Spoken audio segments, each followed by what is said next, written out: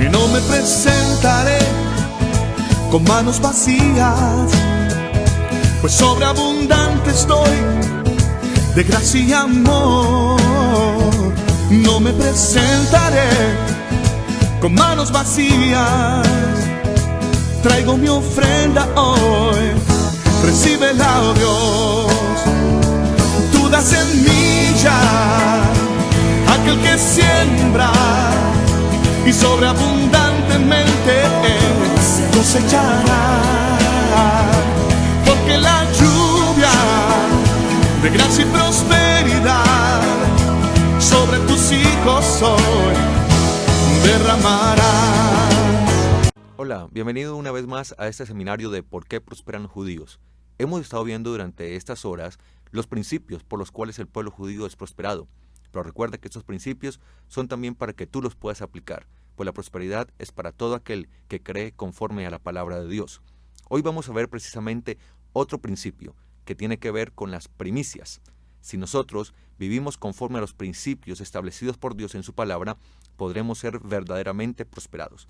Hablando de las primicias, la Biblia nos dice en Ezequiel capítulo 44, versículo 30, y las primicias de todos los primeros frutos de todo, y toda ofrenda de todo lo que se presente de todas vuestras ofrendas, será de los sacerdotes.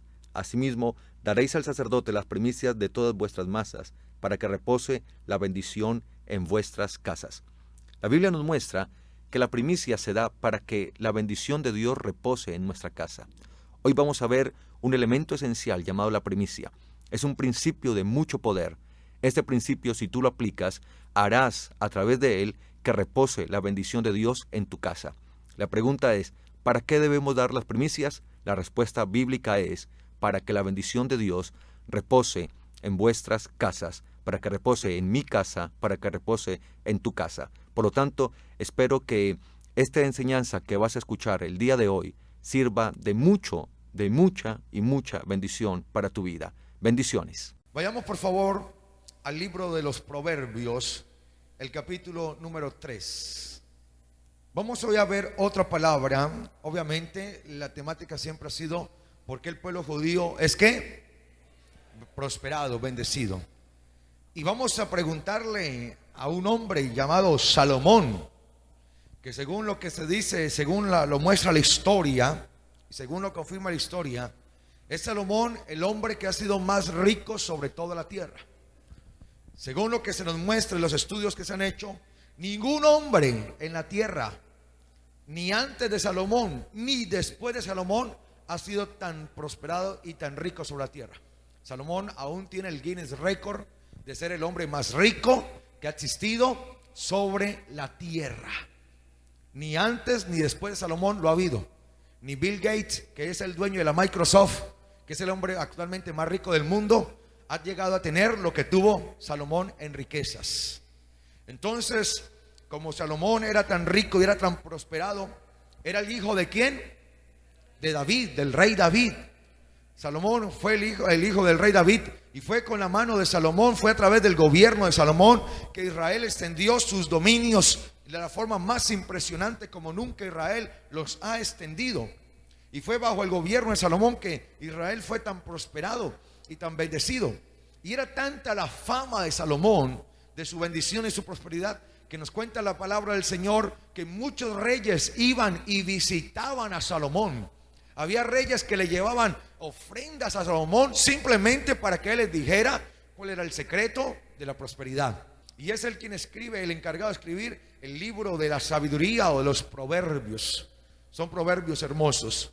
Y entonces escuchemos el consejo de Salomón. Cuando a Salomón le preguntaban qué había que hacer para ser bendecido, qué había que hacer para ser prosperado, ¿cuál era la respuesta de Salomón? Capítulo 3, versículo 1.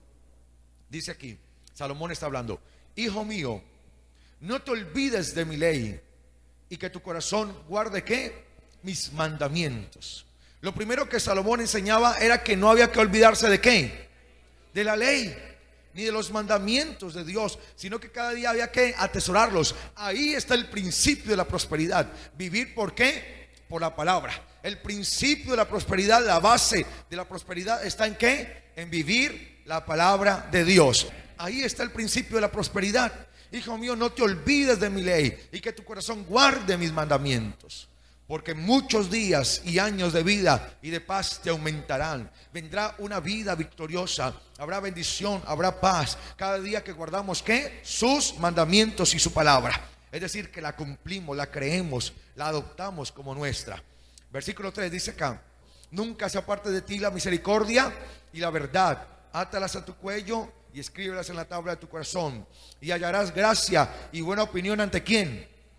Ante Dios y ante los hombres. ¿Ante quién primeramente tenemos que hallar buena opinión? ¿Ante quién?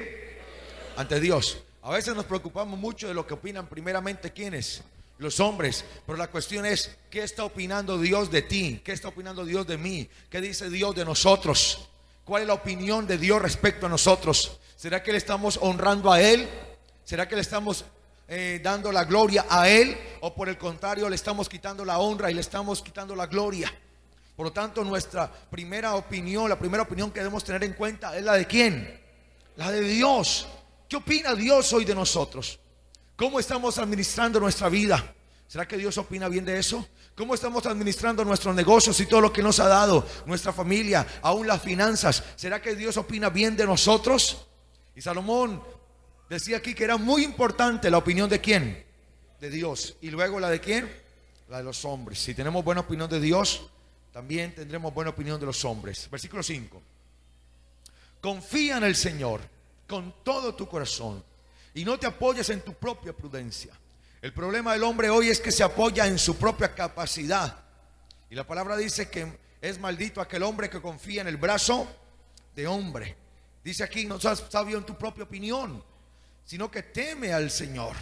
Teme al Señor, reconócelo en todos sus caminos y Él hará derechas ¿qué? Tus veredas. Él enderezará tus veredas. Por lo tanto, mi amado, cada día nosotros tenemos que aprender a reconocer al Señor. Dice: reconócelo ¿en dónde? En todos tus caminos. Yo tengo que reconocer a Dios en mi vida, tengo que reconocer a Dios en mi familia, tengo que reconocer a Dios en mi trabajo, en mi negocio, en las finanzas, en todo lo que tenemos. Dios está ahí. Cuando el hombre empieza a reconocer que todo cuanto tiene y todo cuanto posee es por la gloria de Dios, es decir, reconoce a Dios en todo eso, empieza a ser bendecido.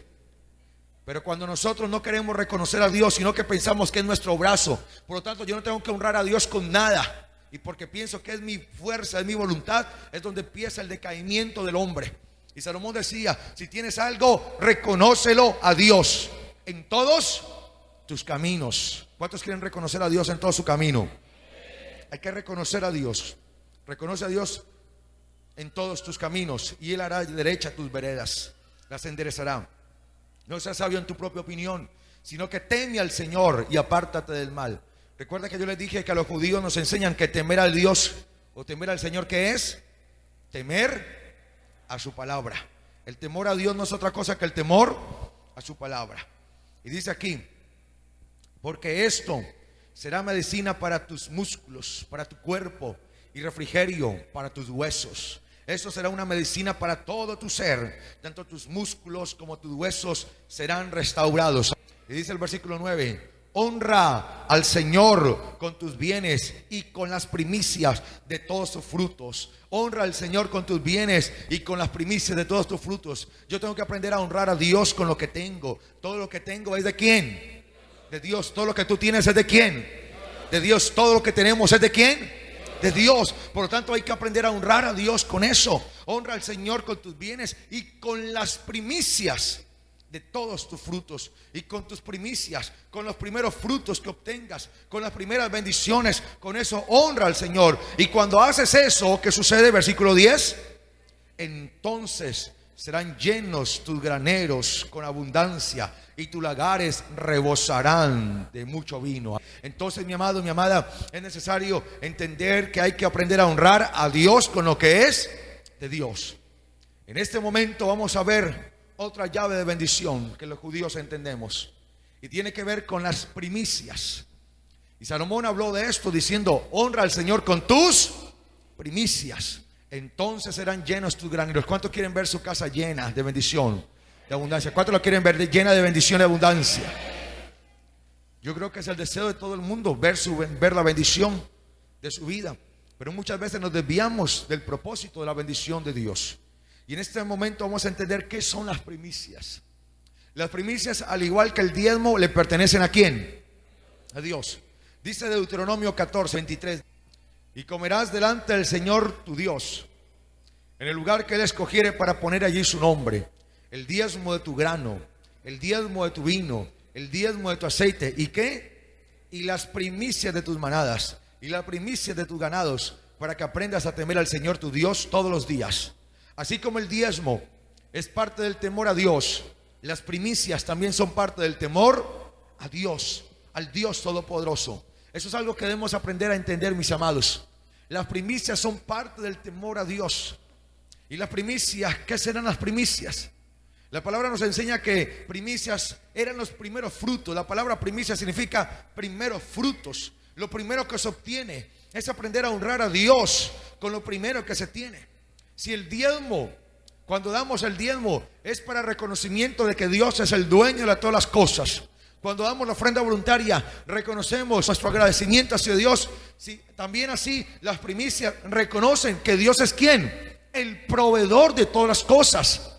Las primicias tienen como objetivo reconocer que si tenemos algo es porque Dios lo ha dado.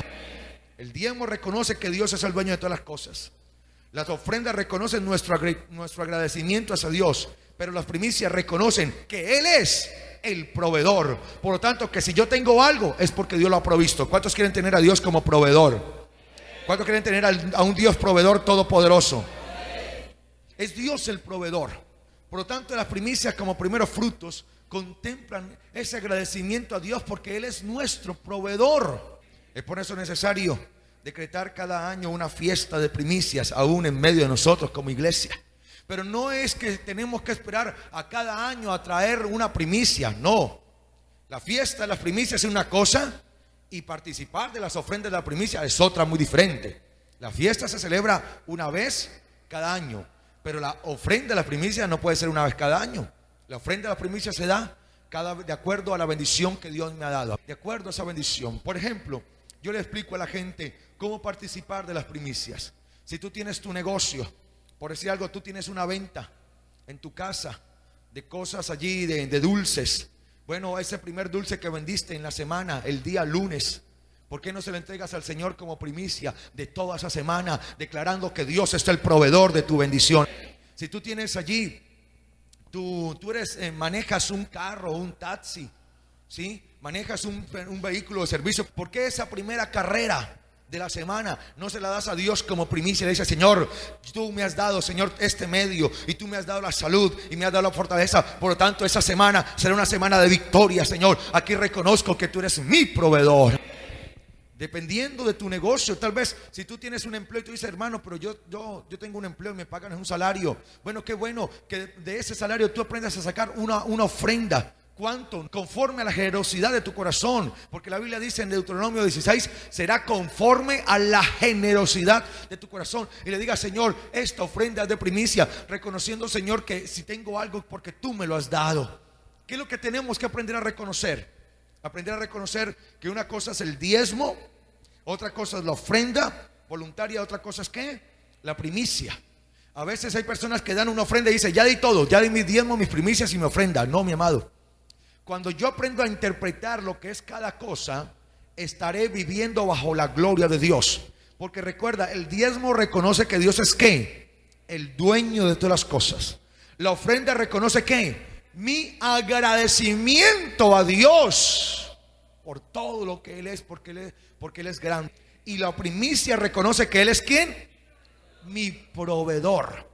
Es por eso que yo siempre he insistido que en las iglesias, aún los sobrecitos que usted da, que se dan en la iglesia, cada sobrecito debería tener 3 ítems. Que diga diezmos, ofrendas o primicias. Y uno cuarto que sea votos, los votos voluntarios.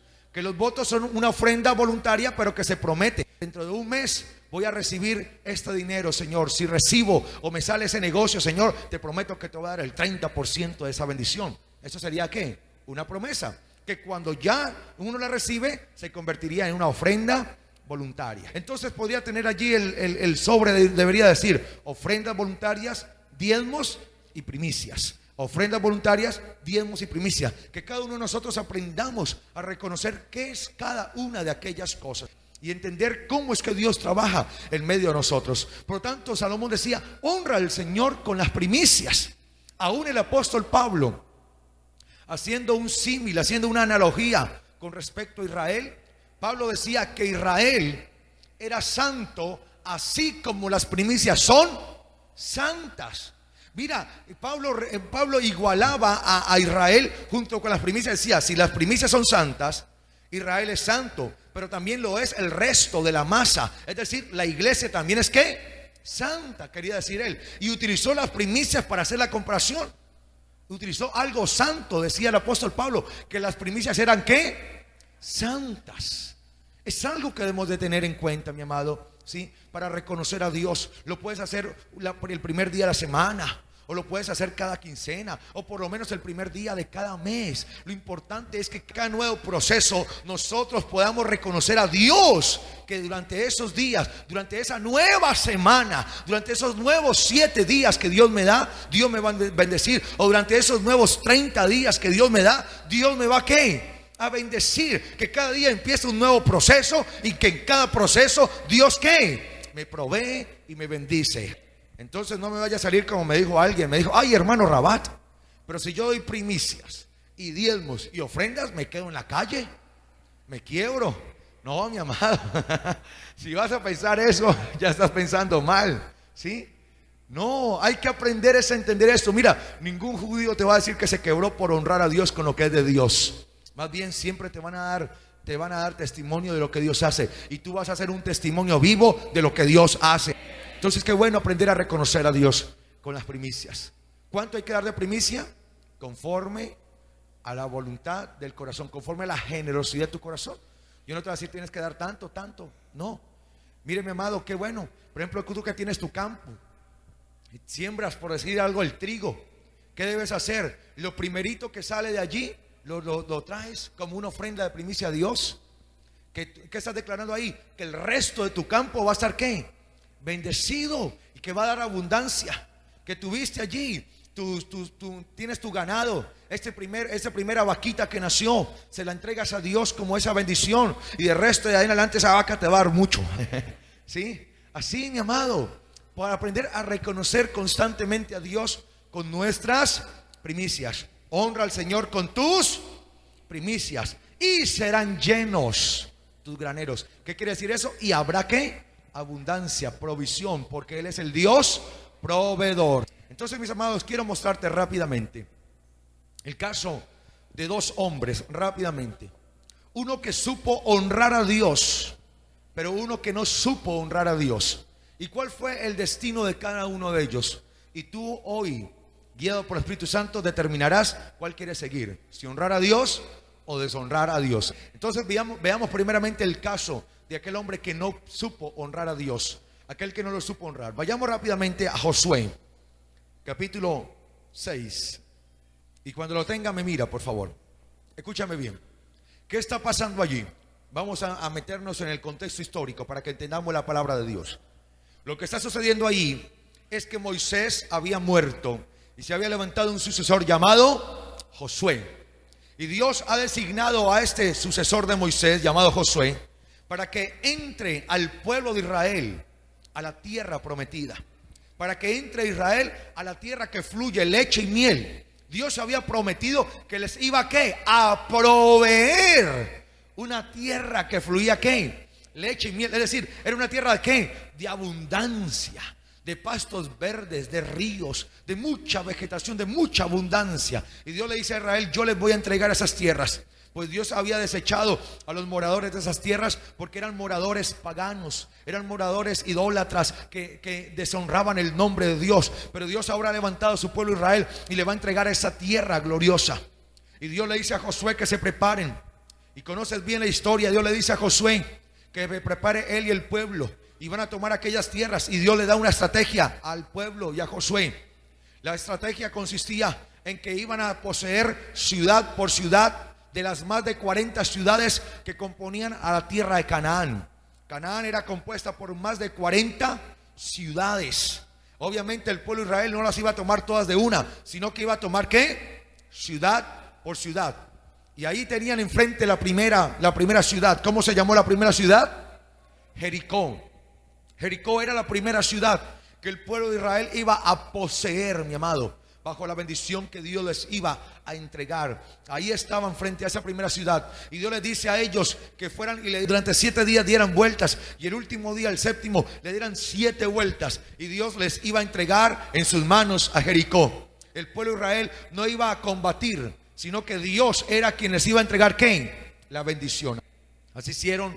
Llegó el séptimo día y le dieron ¿qué? 7 vueltas, sonaron las trompetas, sonaron los cuernos, y los muros de Jericó ¿qué? Se vinieron abajo.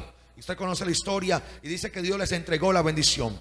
Pero Dios les había advertido algo al pueblo respecto a Jericó. Dios les había hecho una advertencia cuando tomaran a Jericó. Y la advertencia está en el capítulo 6, versículo 18 de Josué. Dice aquí: pero vosotros, le dice Dios al pueblo de Israel, guardaos del anatema. Anatema es ¿qué? Maldito. No toquéis ni toméis cosa alguna de lo anatema, de lo maldito. No se hagáis caer en maldición sobre el campamento de Israel y le traigáis desgracia. Pero toda la plata y el oro y los utensilios de bronce y de hierro sean consagrados al Señor y entren en el tesoro del Señor. Dios le dice que cuando llegaran a Jericó, todo lo que había en Jericó, sus riquezas, sus ganados, su dinero, su plata, los utensilios, bronce y hierro, todas las riquezas y la abundancia que había en Jericó debía ser consagrada a Dios y entrar ¿a dónde? Al tesoro de la casa de Dios. ¿Por qué Dios le había dicho al pueblo de Israel que tenían que llevar toda la riqueza de Jericó al tesoro de la casa de Dios? ¿Por qué? Porque Jericó era la primicia de la bendición que Dios les iba a dar. Es decir, Jericó era la primera ciudad que iban a poseer de las más de 40 ciudades. Y al ser Jericó la primera ciudad, ¿era qué? La primicia, era la primera bendición. Por lo tanto, el primer fruto le corresponde ¿a quién? A Dios. Y Dios le dijo: como es la primera ciudad, me llevan todas las riquezas que hay allá para la casa de Dios. Llevan eso a mi casa, para el servicio de mi casa lo van a llevar. Y así deberían ser. Y fueron allá, le dieron vueltas a Jericó. Dios entregó la bendición en la mano de ellos y empezaron a llevar las riquezas ¿a dónde? A la casa del tesoro del Señor. Pero un hombre llamado Acán decidió no hacer conforme a lo que Dios había dicho. Capítulo 7, versículo 1, dice acá. Josué 7:1. Pero los hijos de Israel cometieron una prevaricación en cuanto a lo maldito, porque Acán, hijo de Carmi, hijo de Sabdi, hijo de Sera, de la tribu de Judá, tomó de lo maldito, y la ira del Señor se encendió contra los hijos de Israel. Dice que Acán, viendo los tesoros y las riquezas que había ahí, decidió tomar algo para él. Y cuando tomó algo para él, dice que cometió una ¿qué? Prevaricación. Prevaricar es cometer una falta en contra del ejercicio de sus deberes. El deber de Acán era llevar ¿qué? Toda la riqueza de Jericó ¿a dónde? Al tesoro de la casa del Señor. Pero él, en vez de hacer eso, se embolsilló algunas cosas, se quedó con algunas cosas, se guardó para él algunas cosas. Y dice que cuando él tuvo esa actitud, la ira del Señor se encendió sobre todo Israel. Mire, mi amado, cuando el hombre deshonra a Dios, lo único que el hombre obtiene de parte de Dios es ¿qué? Su ira. La ira de Dios que se encendió no solamente contra Acán, sino contra todo Israel, porque dice que Acán había tomado ¿de qué? De lo maldito. Quiero explicar algo aquí. Algunos me dirán esta mañana: pero hermano Rabat, si estamos hablando de las primicias, ¿cómo es posible que la Biblia diga que es maldito? ¿Es que las primicias son malditas? No, escúchame bien, te voy a decir una cosa. Así como las primicias son benditas, el diezmo también, aún las ofrendas. Sino que cuando nosotros tomamos aquello que es bendito, lo tomamos y no honramos a Dios como lo debemos honrar, eso que es bendición se constituye en maldición. La primicia es bendita, los diezmos son benditos, aún las ofrendas voluntarias. Pero cuando eso se queda en otro lugar y no llega al lugar a donde debe llegar, ¿a dónde debe llegar? a la casa del tesoro del Señor. Eso que es bendición se constituye en ¿qué? En maldición inmediatamente. Por eso dice aquí que era algo que maldito, porque acá en qué lo tomó. La bendición se había constituido en qué? En maldición. Versículo 2 dice acá: después Josué envió unos hombres desde Jericó a Jai, que estaba junto a Bet-Aven, hacia el oriente de Betel, y les dijo: subid, reconoced la tierra. Ellos subieron y reconocieron a Jai. Jai era la segunda ciudad que iban a tomar ahora. Ya habían tomado la primera, llamada Jericó. Ahora van a tomar ¿qué? La segunda ciudad. Recuerde que tenían que tomar ciudad por ciudad. Y dice aquí que él envió unos espías para que reconocieran cómo era la ciudad de Jai. Y dice aquí que cuando los espías volvieron, le dijeron a Josué, versículo 3, que no suba todo el pueblo de Israel, sino unos 2,000 o 3,000 hombres, nada más, porque así matarán y tomarán a Jai. No fatigues a todo el pueblo yendo allí, porque los de Jai son pocos. Subieron allá a Jai del pueblo de Israel como 3,000 hombres, los cuales huyeron delante de ¿quiénes? De los de Jai. Y los de Jai les mataron a unos 36 hombres, mataron a 36 israelitas, y los persiguieron desde la puerta hasta Sebarín, y los derrotaron en la bajada, por lo cual el corazón del pueblo de Israel desfalleció y se volvió como agua. Entonces Josué rompió sus vestidos y se postró en tierra sobre su rostro delante del arca del Señor hasta caer la tarde, junto con los ancianos de Israel, y se echaron polvo sobre sus cabezas. Empezó a haber una tristeza allí, porque los de Jai habían matado a 36 varones judíos. Ahora Josué empieza a decirle: pero Señor, ¿qué pasó? Tú prometiste que nos ibas a dar la bendición, prometiste que nos ibas a llevar a la victoria, y ahora vamos a tomar apenas la segunda ciudad y ya nos mataron a 36 hombres. ¿Qué pasó? ¿Dónde está tu promesa? ¿Dónde estás, oh Dios? Y muchas veces es la misma actitud que nosotros tenemos, que empezamos a decirle: Señor, ¿y dónde estás, Señor? ¿Y qué pasó contigo? ¿Dónde está tu promesa? Y empezamos a echarle la culpa ¿a quién? A Dios de nuestra desgracia, siendo que los culpables somos ¿quiénes? Nosotros mismos. Ahora Josué desconocía lo que había sucedido. Entonces, cuando Dios vio la actitud de Josué, que le estaba haciendo reclamo, obviamente Josué pensaba que era que Dios les estaba fallando. Entonces Josué le dice: no, Señor, mucho cuidado, jovencito, no se equivoque, jovencito, escúcheme bien. Y Dios le empieza a decir a Josué, versículo 10, dice acá: el Señor respondió a Josué: levántate, ¿por qué te postras así sobre tu rostro? Israel, ¿qué? Ha pecado y aún han quebrantado mi pacto, el cual yo les mandé. También han tomado ¿de qué? De lo maldito, y hasta han ¿qué? Hurtado, lo han robado, han mentido y lo han guardado entre sus enseres. Dios empezó a manifestarle a Josué lo que estaba sucediendo, empezó a develarle todo a Josué. Y dice acá el versículo 12: por haberme robado, por haber tomado lo mío, los hijos de Israel ¿qué? No podrán hacer frente a sus enemigos, sino que delante de sus enemigos volverán la espalda, por cuanto han venido a hacer maldición. Y no estaré más con vosotros, si no hacéis desaparecer la maldición de en medio de vosotros, hasta que no quitéis la maldición de en medio de vosotros. Dice acá que Dios le dijo: no podrán hacer frente a sus enemigos, por cuanto me han robado. Mírame bien, mi amado y mi amada. El Señor le dijo ahí a Israel que no iban a poder hacer frente a sus enemigos porque le habían ¿qué? Robado. Y así muchas veces nos pasa a nosotros. No podemos hacer frente a la crisis, no podemos hacer frente a la adversidad, no podemos hacer frente a las cosas que se levantan, porque simplemente no hemos honrado ¿a quién? A Dios. Mientras que el hombre no esté dispuesto a honrar a Dios, el hombre será víctima de su propio invento. El hombre será víctima de la desgracia, de la crisis, de todo lo que vemos hoy. Y muchas veces no podemos hacer frente simplemente porque no estamos honrando a Dios como debe ser. Y dice acá, el Señor Dios les advierte: y no estaré más con vosotros hasta que quiten en medio ¿qué? La maldición. Entonces dice el versículo 13 que Dios le dijo a Josué: levántate, santifica al pueblo. ¿Qué le pidió Dios al pueblo? Santidad.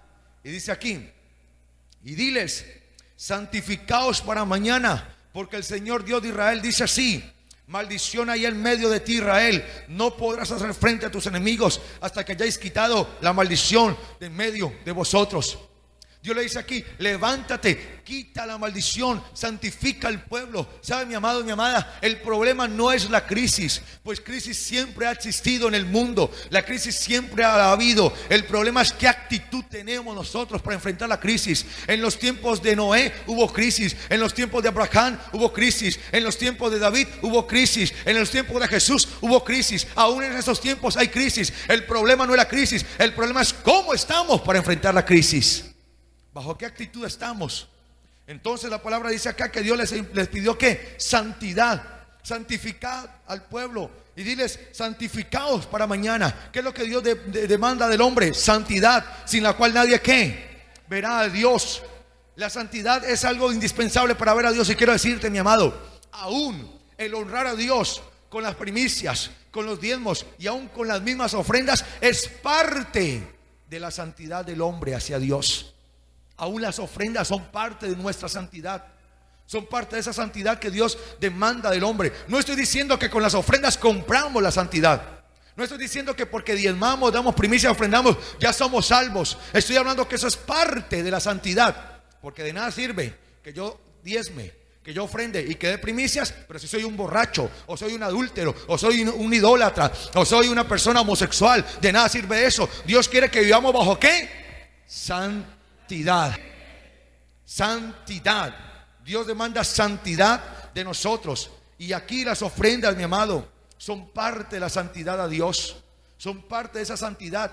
Entonces el problema no es la crisis, el problema es cómo estamos para enfrentar la crisis.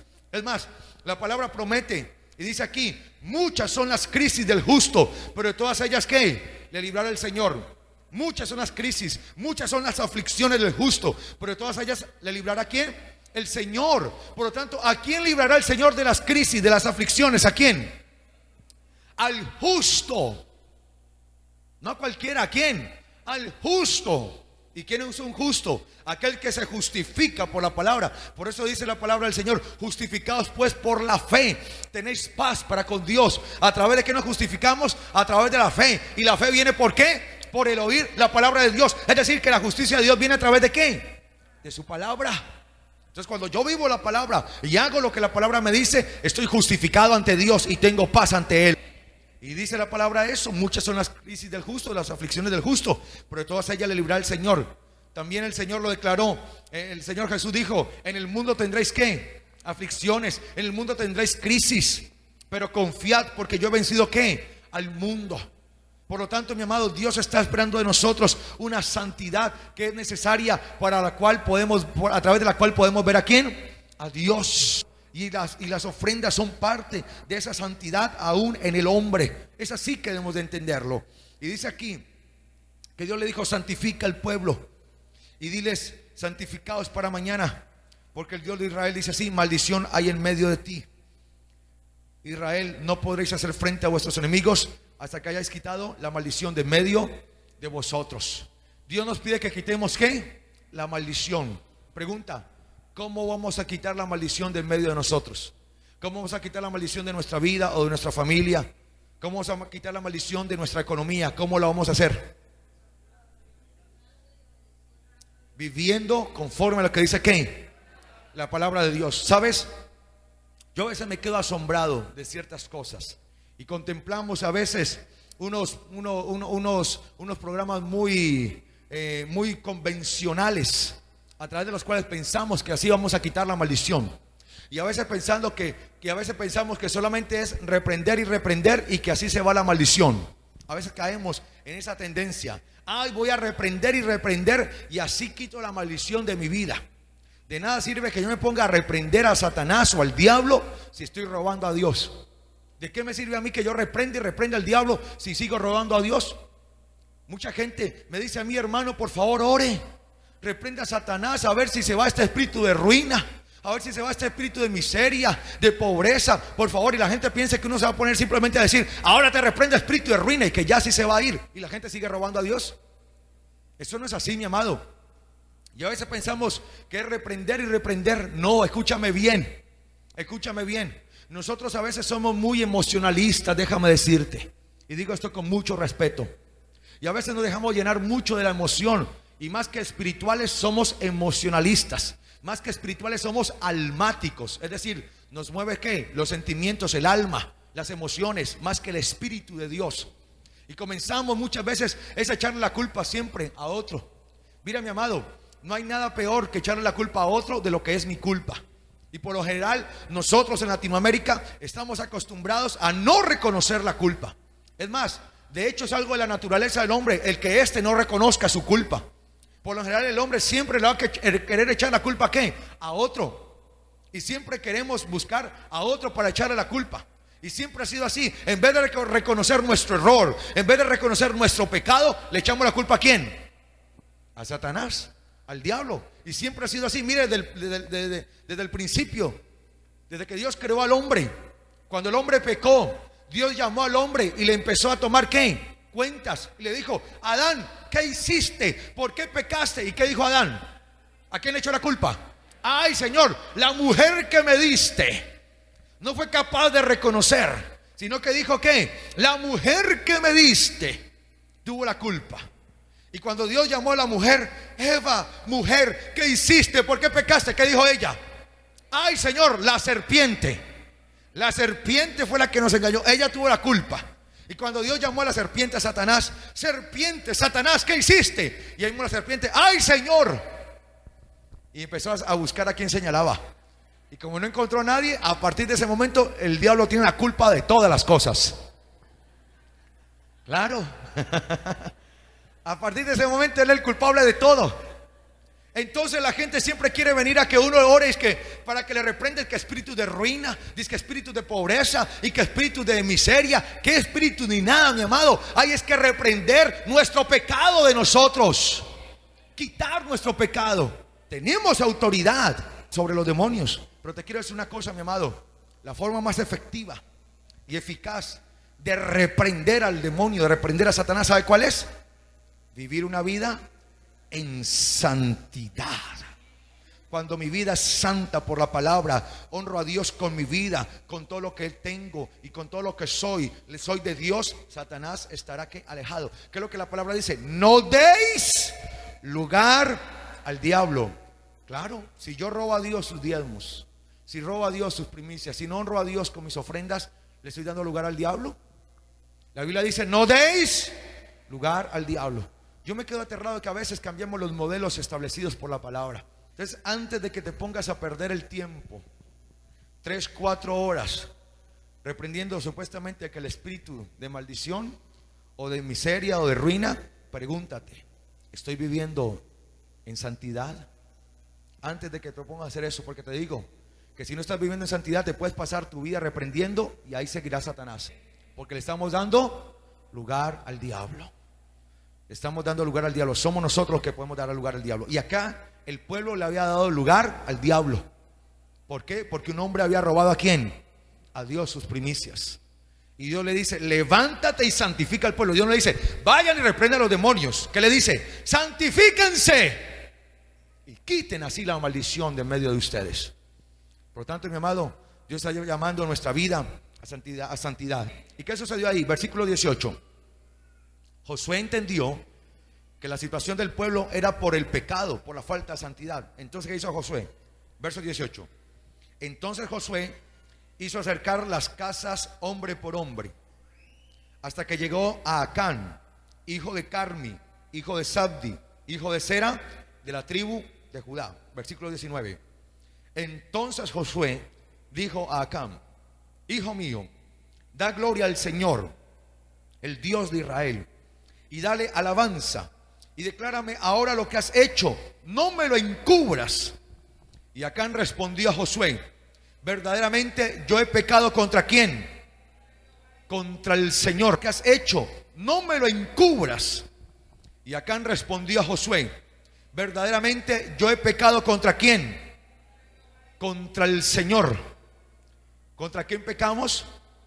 Contra Dios, el Dios de Israel. Y así he hecho. Pues vi entre las riquezas de Jericó un manto babilónico, ¿qué? Muy bueno, y 200 ciclos de plata, y un lingote de oro de 50 ciclos de peso, lo cual ¿qué? Codicié y tomé. Ahora está escondido bajo tierra en medio de mi tienda, y el dinero está debajo. Escúchame bien, Satanás siempre obra de la misma forma. Satanás sabe que la forma más fácil de llevar al hombre a la maldición es llevar al hombre a poseer y a codiciar lo que es de quién, de Dios. Mira el caso de Adán y Eva, ahora el mismo caso de Acán. Dice que Acán vio las cosas que vio que había que un manto babilónico, 200 ciclos de plata, un lingote de oro, y todo eso lo vio que bueno, lo vio que codiciable. ¿Y qué hizo? Lo tomó. Lo mismo hizo con Adán y con Eva. Vieron el fruto que bueno, agradable y codiciable. Satanás siempre llevará al hombre a codiciar lo que es de Dios, a meterse con lo que es de la gloria de Dios, porque recuerda que las primicias y los diezmos, al ser de Dios, son parte de ¿qué? De su gloria. Y Dios dice que no comparte su gloria con nadie. Entonces dice acá el versículo 22: entonces Josué envió mensajeros, los cuales fueron corriendo a la tienda, y en efecto todo estaba escondido en su tienda y el dinero debajo. Lo tomaron de la tienda y lo pusieron delante, lo tomaron de la tienda y lo llevaron ante Josué y todos los hijos de Israel, y lo pusieron delante de ¿quién? Del Señor. ¿Delante de quién?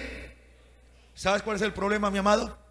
Que a la gente se le ha olvidado que el día de mañana tendrá que dar cuentas ¿a quién? A Dios. La gente piensa que puede vivir como quiera. Sí, la gente puede vivir hoy como quiera, pero de todo acto que el hombre haga, dará cuenta ¿a quién? A Dios. Eso es lo que dice la palabra. De todo lo que el hombre haga y todo lo que el hombre diga, dará cuenta ¿a quién? A Dios. Y aquí dice que lo pusieron delante de ¿quién? Del Señor. Y a la gente se le ha olvidado, o la gente ignora que el día de mañana tendrán que estar delante del Dios supremo dando cuentas. Le dice la palabra que ahí vendrá ¿qué? El lloro y el crujir de dientes, porque se enfrentarán al furor de la ira de Dios, mi amado. Ahí tendrán que dar cuenta al Dios Todopoderoso. Ahí se lamentarán las naciones, dice la palabra del Señor. Se lamentarán: ¿por qué no creí? ¿Por qué deseché siempre la palabra? Y la gente vive como si no hubiese Dios. Pero el día de mañana se tendrán que enfrentar al Señor, así como Acán se tuvo que enfrentar a él. Versículo 24. Entonces Josué, junto con todo Israel, tomaron a Acán, hijo de Zera, el dinero, el manto, el lingote de oro, sus hijos, sus hijas, sus bueyes, sus asnos, sus ovejas, su tienda y todo cuanto tenía, y lo llevaron todo al valle de Acor. Pregunta: ¿qué nota usted allí? ¿Que este hombre era qué? ¿Era qué? Rico. Tenía ovejas, bueyes, tenía de todo. ¿Era qué? Rico. ¿Necesitaba tomarse eso? Es la codicia del hombre, hermano, mi amado, que muchas veces está allí. Esa codicia terrible. Y por eso un hombre llamado Oscar Wilde declaró lo siguiente: cuando era niño creía que el dinero era lo más importante de la vida. Ahora que soy viejo, sé que lo es. Oscar Wilde declaró que el dinero era ¿qué? Lo más importante de la vida. ¿Cuántos dicen amén? No. El dinero no puede ser lo más importante de la vida. Cuando el Dios dinero se coloca en mi corazón, me aparto del verdadero Dios y comienzo a cometer locuras como la que cometió Acán. Porque Acán tuvo al Dios dinero por encima del Dios vivo. Amén. Y por eso no le importó lo que Dios había dicho, que llevaran ¿qué? Todas las riquezas de Jericó, tesoro de la casa de Dios. No le importó eso, sino que quiso hacer como él precisó hacer, como Acán quiso simplemente. Y por eso, mi amado, se dejó llevar por el dinero. Se dejó llevar porque se endiosó en el dinero allí. El Dios dinero lo tomó. Por lo tanto, mi amado, mire la situación de este hombre. Dice que tomaron todo y lo llevaron al valle de Acor. Y dice que estando allí en el valle de Acor, todo el pueblo de Israel, cuando había llevado a Acán y a su familia, dice el versículo 25: y allí le dijo Josué: ¿por qué nos has turbado? Túrbete el Señor en este día. Y dice acá: y todos los israelitas los apedrearon y los quemaron después de haberlos apedreado. ¿Cómo terminaron Acán y su familia? Apedreados y quemados, por haber tomado lo que era ¿de quién? De Dios. Mire la circunstancia, mi amado. Ahora bien, la pregunta a esta altura es: ¿por qué Dios?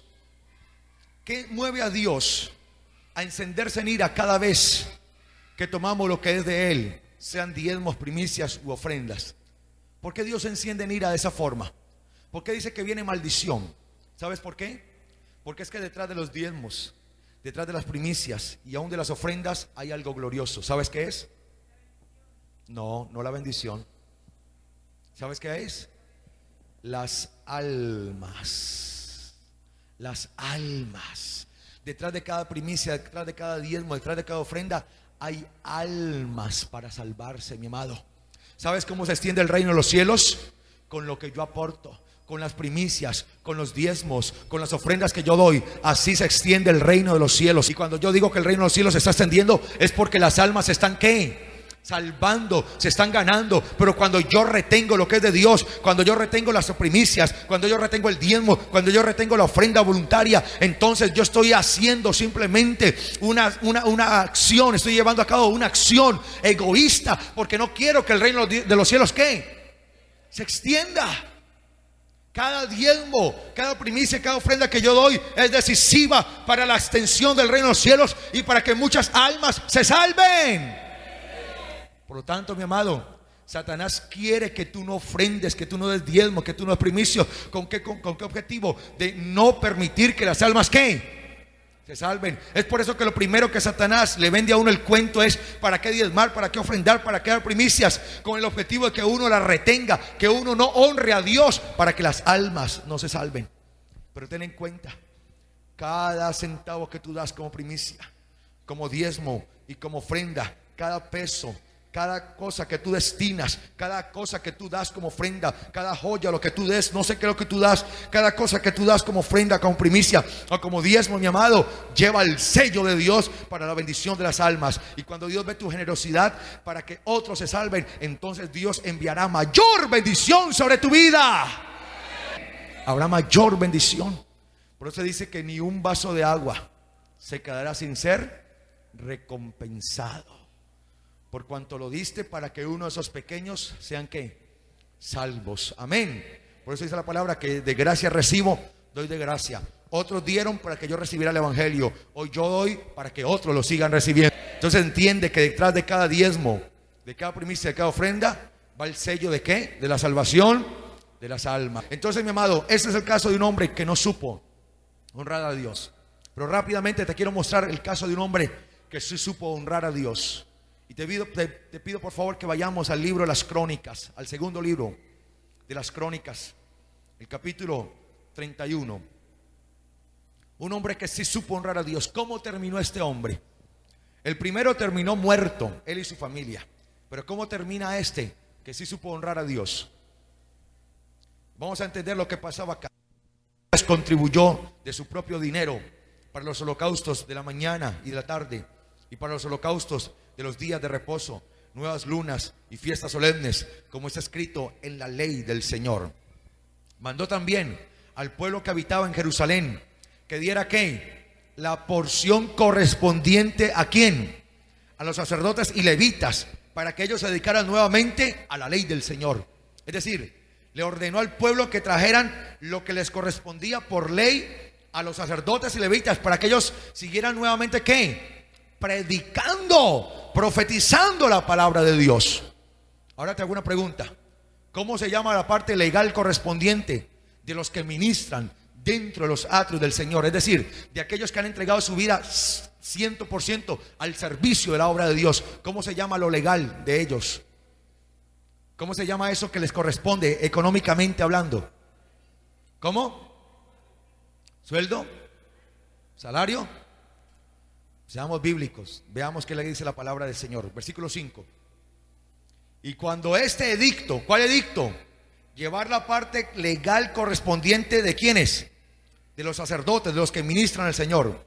Fue divulgado, los hijos de Israel dieron ¿qué?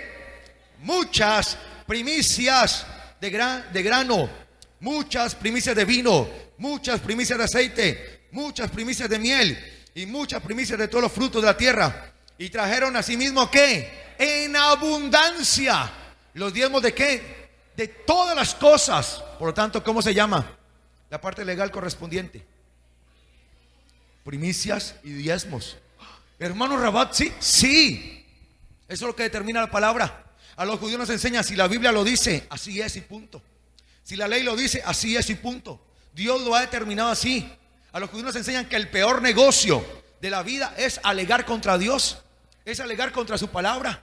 Simplemente la palabra lo dice, así es, yo lo acepto, Dios sabe el por qué. Ahora bien, en la actualidad esto no se ve así como tal, porque por lo general en la actualidad los ministros que trabajan para el Señor no reciben la totalidad de eso, sino que les han asignado un ¿qué? Un salario. Y hay mucha gente que se disgusta por eso. Y yo he escuchado gente que dice, pastores ladrones, que se roban los diezmos y las primicias. Y yo le digo, pues más ladrón es usted, que se roba lo que Dios le dio a ellos. ¿Sí o no? ¿Es verdad o no es verdad? Así es, mi amado. Y hay gente que se disgusta por ese sentido y dice que son ladrones, mi amado. Ladrón es el que roba a Dios. Por lo tanto, nosotros tenemos que entender esta palabra, mi amado. Tenemos que saber esto, que eso es una realidad. El judío no se va a poner a discutir con Dios. ¿Pero por qué, Dios mío?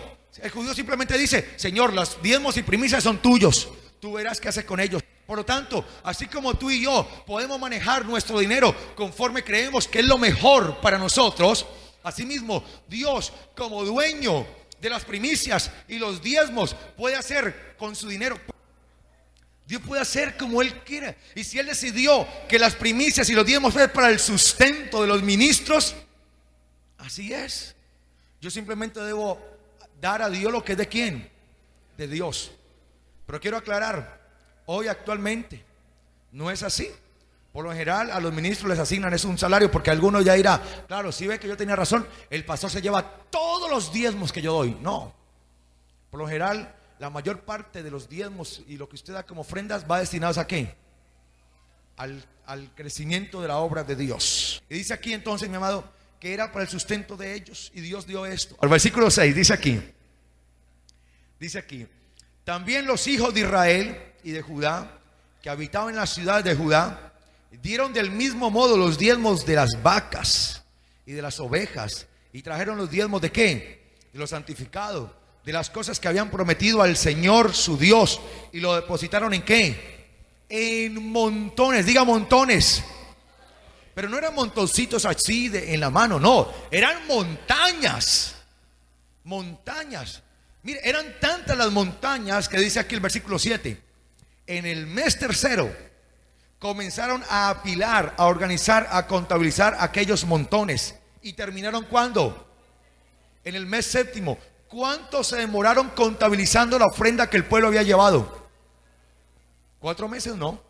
5, mire, empezaron cuando, en el mes tercero, mes cuarto, mes quinto, mes sexto, mes séptimo. 5 meses. Imagínense cómo sería la ofrenda, que se demoraron 5 meses contabilizando toda la ofrenda. Padre Santo, qué bueno que el día de mañana pudiéramos tomar una ofrenda aquí, que nos demoráramos 5 meses en contabilizarla. Padre bendito, Padre Santo, mire que no era un montoncito, eran montañas. 5 meses, mire, para uno contar una ofrenda 5 meses, no podía ser cualquier tipo de ofrenda, mi amado. Y dice que el pueblo no estaba llevando ofrendas, pero ahorita que el rey Ezequías le dice que lleven, ¿qué empiezan a hacer? El rey Ezequías le dice, quieren salir de la maldición, quieren salir de la ruina, del pecado, de la miseria, de todas esas cosas. Vamos a empezar a honrar a Dios, vamos a restablecer el culto a Dios, y traigan a Dios sus ofrendas. Y el pueblo crea la palabra y empieza ¿qué? A llevar las ofrendas de una forma generosa. Versículo 8 dice aquí, cuando Ezequías, el rey Ezequías, y los príncipes vinieron y vieron los montones, bendijeron al Señor y a su pueblo Israel. Entonces preguntó Ezequías a los sacerdotes y a los levitas acerca de esos montones. Y el sumo sacerdote Azarías, de la casa de Sadoc, le contestó. ¿Qué le contestó? Diga dice aquí, desde que comenzaron a traer las ofrendas a la casa del Señor, hemos comido y nos hemos saciado y nos ha sobrado mucho, porque el Señor ha bendecido a su pueblo. Porque el Señor empezó a bendecir ¿a quién? A su pueblo. ¿Desde cuándo empezó el Señor a bendecir a su pueblo? ¿Desde cuándo? Desde que comenzaron a traer ¿qué? Las ofrendas a la casa del Señor.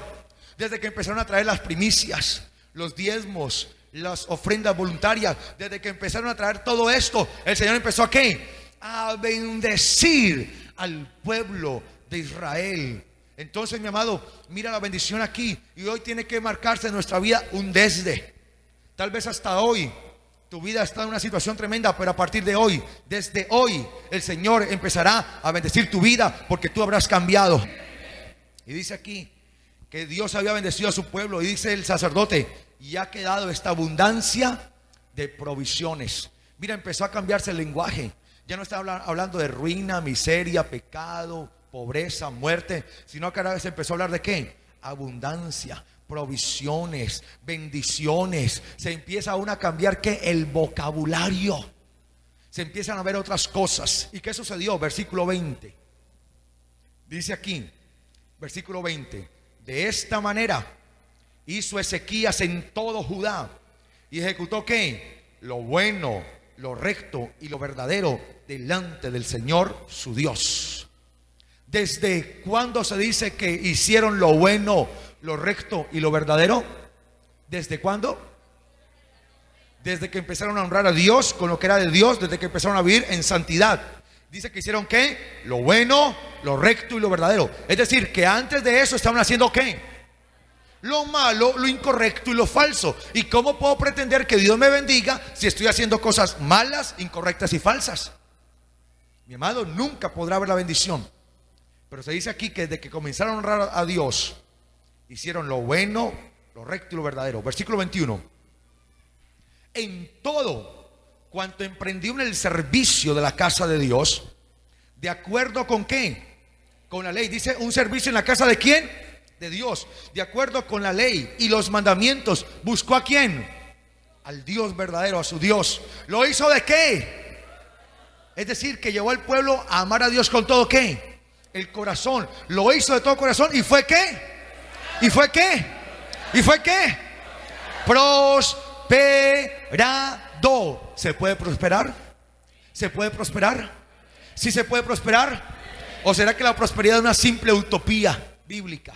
Es un simple sueño, es una simple irrealidad. No, mi amado, la prosperidad es una realidad que tú la puedes vivir bajo el orden bíblico, bajo el orden establecido por Dios. Como Ezequías y el pueblo fueron bendecidos, tú, tu vida y todo lo que tienes serán bendecidos y prosperados. Levante la mano todos los que quieran ser prosperados. Levante la mano. Para ser prosperados hay que hacer lo bueno, lo recto y lo verdadero. ¿Estamos dispuestos a eso? Capítulo 32, versículo 1. Después de esas cosas y de esta ¿qué? Fidelidad. Porque para honrar a Dios con lo que es de Dios se requiere ¿qué? Fidelidad. Yo no puedo decir, Señor, te honré con las ofrendas por 10 años, ya no más. Tengo que ser fiel a Dios ¿hasta qué? Hasta la muerte. Hasta el último día de vida aquí en la tierra tengo que ser fiel a Dios. Por lo tanto, el honrar a Dios requiere ¿qué? Fidelidad. Ahora bien, te quiero advertir algo, mi amado, para que no digas que no te lo dije. Escúchame bien. Cada vez que una persona decide ser fiel a Dios, tener fidelidad a Dios y a lo que es de Dios, honrar a Dios con lo que es de Dios, el enemigo se va a levantar contra esa persona. Cada vez que una persona quiere ser fiel a Dios, Satanás no se va a quedar con los brazos cruzados, se va a levantar. Pero tranquilo, no tengas temor. Mira lo que dice aquí. Después de estas cosas y de esta fidelidad, ¿vino quién? Sennacherib, rey del imperio asirio, e invadió a Judá y acampó contra las ciudades fortificadas con la intención ¿de qué? De conquistarlas. Dice que cuando el pueblo empezó a hacer ¿qué? Bendecido, ¿quién se levantó? El enemigo de Israel, los asirios, en cabeza de su rey llamado Sennacherib. Y dice que él quería venir ¿a qué? A invadirlos. Pregunta, ¿por qué Sennacherib no había venido antes a invadirlos? Pues estaban en ruina, en miseria, en pobreza. ¿Qué les iban a robar? Antes los robaban a ellos, ¿sí? Si venían. Pero ahorita que el pueblo está haciendo ¿qué? Bendecido y prosperado, ahora sí le llega la noticia a Sennacherib. Y Sennacherib dice, con que están muy bendecidos, pues ahora sí vamos a caerles. Y cuando llegó la noticia al campamento de Israel, a la nación de Israel, que Sennacherib venía contra ellos, el pueblo tuvo ¿qué? Miedo, tuvo temor. Pero cuando uno ha hecho lo bueno, lo recto y lo verdadero, no hay por qué temer. Mira lo que pasa acá. Versículo 7. Cuando Dios vio que el pueblo de Israel tuvo miedo, entonces Dios llama a Ezequías y le dice que le hable al pueblo y les diga. Mira lo que dice Ezequías: esforzaos, le dice Ezequías al pueblo de Israel, y animaos, no temáis, ni tengáis miedo del rey de Asiria, ni de toda la multitud que con él viene, porque más hay con nosotros que con él. Más hay con nosotros que con él. Esforzaos, animaos, no temáis. Escúchame bien, iglesia. Cada vez que la palabra del Señor dice no temas, o cualquiera de sus conjugaciones, es porque Dios va a hacer un milagro. Por eso te digo esta mañana, no temas, porque el Señor va a hacer algo sobrenatural en tu vida. No temas, no hay por qué temer. Cuando yo hago lo bueno, lo recto y lo verdadero, no tengo por qué temer. Por lo tanto, mi amado, Dios le dice ahí al pueblo: no teman, esfuércense y anímense. Por lo tanto, cada vez, escúchame bien, que viene una circunstancia adversa, tú te vas a parar delante de ella y le vas a decir: no temo. ¿Cómo le vas a decir? Cada vez que se levante una circunstancia adversa, le vas a decir: ¿cómo? Que se levantó la deuda, le vas a decir: no temo. Que se levantó la enfermedad, le vas a decir: no temo. Que se levantó la duda, le vas a decir: no temo. Que se levantó algo contra ti que va a destruir tu familia, le vas a decir: no temo. Que se levantó contra ti la crisis, le vas a decir: no temo. Que se levantó contra ti Satanás, ¿cómo le vas a decir? No temo, porque mayor es el que está con nosotros que el que viene en contra de nosotros. Aleluya. No temo, no temo, no temo. Oh, gloria a Dios.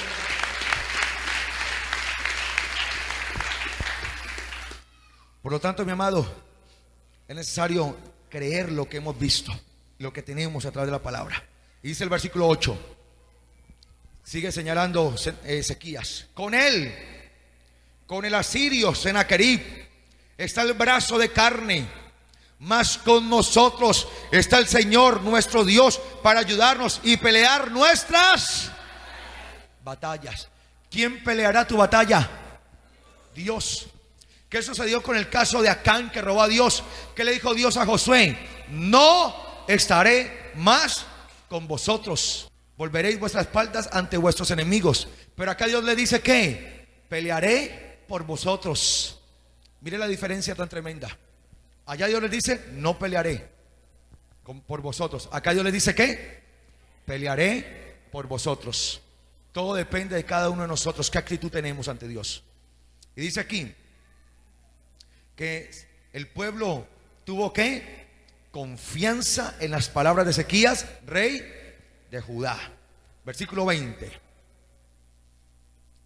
Pero el rey Ezequías y el profeta Isaías, hijo de Amós, oraron por esto y clamaron: ¿a dónde? Al cielo. Mírame bien acá, por favor, por un momento. Mírame bien. Cada vez que yo hago lo bueno, lo recto y lo verdadero, tengo derecho a estar en esta posición de rodillas ante Dios. Tengo derecho a venir ante Él y postrarme, porque he hecho lo bueno, lo recto y lo verdadero. Pero si yo no estoy haciendo lo bueno, lo recto y lo verdadero, por más que me arrodille, se me pueden pelar las rodillas, me puede salir sangre y hasta callos, pero de nada sirve si no estoy haciendo lo bueno, lo recto y lo verdadero delante de Dios, porque mi oración no llegará y no pasará del techo. No pasará del techo. Solo la oración que llega al trono de Dios es aquella que sale de un corazón que hace lo bueno, lo recto y lo verdadero. Por lo tanto, mi amado, la oración eficaz del justo puede mucho. ¿Cuál es la oración que puede mucho? La del justo. Es una oración que es eficaz, pero la del justo, no la del injusto, no la del que no hace lo bueno, lo recto y lo verdadero. Es la que hace lo bueno, lo recto y lo verdadero. Entonces, mi amado, yo tengo derecho a venir ante Dios y decirle: Señor, aquí estoy, juzga mi causa, aquí estoy, Padre bueno, tú eres mi escudo, tú eres mi protector. Y dice la palabra que cuando Ezequías y el profeta Isaías oraron, ¿qué sucedió? Versículo 21. Dice, y el Señor envió ¿qué? Un ángel, el cual destruyó a todo valiente y esforzado, y a los jefes y capitanes en el campamento del rey de Asiria. Por tanto, este rey se volvió a su tierra avergonzado, y entrando en el templo de su Dios, allí lo mataron sus propios hijos. Dice que Dios, ante la oración de Ezequías y de Isaías y del pueblo, envió ¿qué? Un ángel. Un solo ángel bastó para destruir a todo el ejército asirio. Ahora bien, te quiero decir una cosa: por causa de aquellos que hacen lo bueno, lo recto y lo verdadero, si Dios mismo tiene que venir a pelear por ellos, Él lo hará. Él lo hará por ti. Pero porque hemos hecho ¿qué? Lo bueno, lo recto y lo verdadero. Y dice que ese rey salió ¿qué? Avergonzado. ¿Cuántos quieren ver avergonzado a Satanás? ¿Cuántos quieren ver avergonzado la crisis, la pobreza, la miseria, el pecado? ¿Cuántos lo quieren ver avergonzado? Levante la mano. Si lo queremos ver avergonzado, hay que hacer ¿qué? Lo bueno, lo recto y lo verdadero. Y saldrán huyendo avergonzados. Dice que ese rey salió ¿qué? Huyendo avergonzado. Y lo mataron sus propios hijos, imagínense. Le hicieron traición. Versículo 22. Así salvó el Señor al rey Ezequías y a los habitantes de Jerusalén de las manos de Senaquerib, rey de Asiria. Y no solamente de las manos de él, sino de ¿quién? De las manos de todos sus enemigos. Y le dio ¿qué? Reposo. Le dio reposo a Ezequías y a su pueblo. Le dio reposo por todos lados. Versículo 23. Y muchos trajeron a Jerusalén ofrenda al Señor. ¿Qué dice? Que llevaron ¿qué? Más ofrenda. Recuerda que habían dado ofrenda, montañas de ofrenda. ¿Y qué hacen ahora? Vuelven a llevar ¿qué? Más ofrenda. Es decir, el pueblo había llegado a desarrollar una mentalidad ¿qué? Generosa. Estaban generosos y daban y daban. Habían comprendido que su bendición estaba en honrar a Dios. Dice que llevaron ¿qué? Más ofrenda al Señor. Y dice aquí, y llevaron también ¿qué? Ricos presentes a Ezequías, rey de Judá. Dice que le llevaron ¿qué? Regalos a Ezequías. Pregunta, ¿por qué le llevaron regalos a Ezequías? ¿Estaba cumpliendo años? Ok. ¿Por qué le llevaron regalos al rey Ezequías? Porque estaban ¿qué? Agradecidos con su rey. ¿Por qué el pueblo estaba agradecido con su rey? Porque el rey los había sacado ¿de dónde? De la ruina, de la miseria, de la pobreza, de esa cosa tan terrible que estaban allí. Ahora bien, Ezequías como rey, ¿qué política económica utilizó para sacar al pueblo de la recesión económica? ¿Qué política usó? Enseñarle al pueblo ¿qué? Los principios de honrar a Dios, como diezmos, primicias y ofrendas. Y cuando el pueblo entró a hacer esto, empezó a ser ¿qué? Bendecido. Es decir, el pueblo estaba agradecido con su rey, porque éste les había enseñado ¿qué? A diezmar, a ofrendar y a dar primicias. Estaban agradecidos con su rey, y por eso le llevaron ¿qué? Regalos. Entonces, mi amado, dice que el pueblo estaba ¿qué? Agradecido, porque el rey les había enseñado una verdad. Les había enseñado una verdad que ellos estaban desconociendo en ese momento. Pero el rey, a través de esa verdad, los llevó a la bendición. Y dice aquí que Ezequías, dice que fue que muy engrandecido delante de todas las naciones después de esto. ¿Cómo terminó Ezequías?